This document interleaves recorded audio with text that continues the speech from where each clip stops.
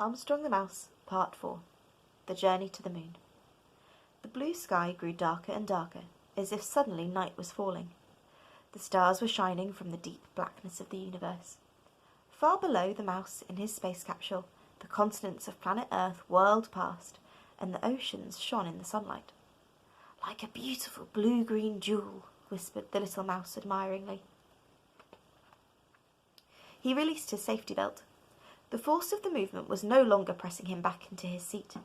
In fact, it was the opposite. He now floated weightlessly around the little capsule, accompanied by his helmet and a few bits of cheese.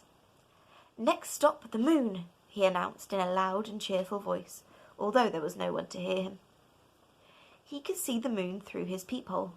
Small and round, it hung in front of the starry sky. But as each day passed, it became bigger, and soon it no longer fit in the tiny window.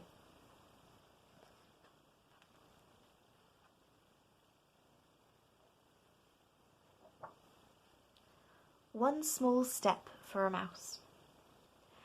The little mouse's voyage through the dark void of space took 3 days. By now the moon was very large indeed. Its flowery white surface was covered with craters, some big and others small. They were really nothing like cheese holes. The little mouse floated into his pilot's seat and fastened his safety belt.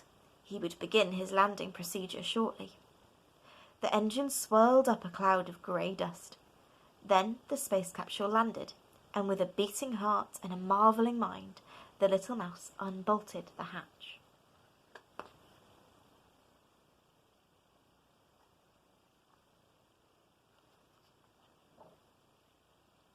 With unexpected ease, the little space mouse bounced over the dusty surface of the moon.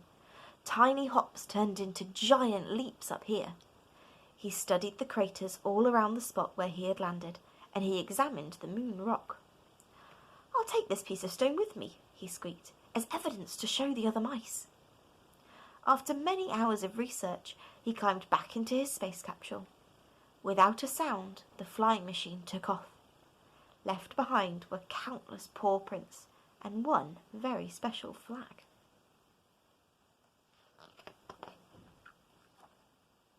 After 3 days, the little mouse returned to planet Earth.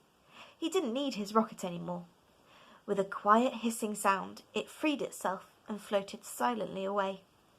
The tip of the space capsule went plunging towards the Earth, and the capsule began to glow.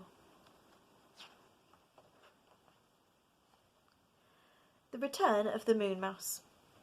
The space capsule, now somewhat blackened, slid down through the clouds on 3 red parachutes.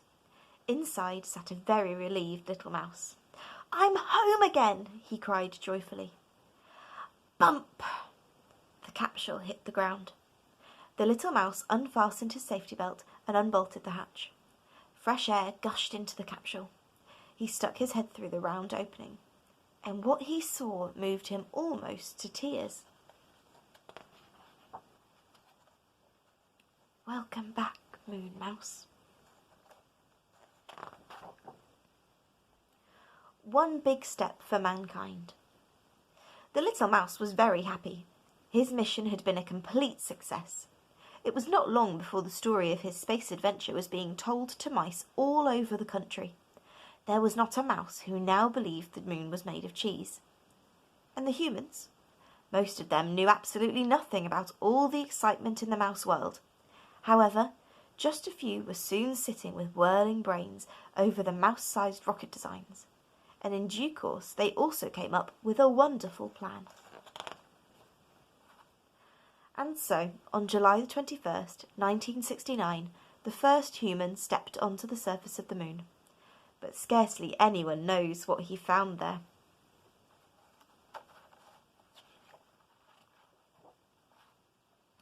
Of course, there were some who knew about the little moon mouse, and they named him Armstrong. That way, he had the same name as the first man to step on the moon, and that meant that nobody could possibly give away the secret by accident, because whenever anyone asked who had been the first to step on the moon, the answer was simply Armstrong. The end.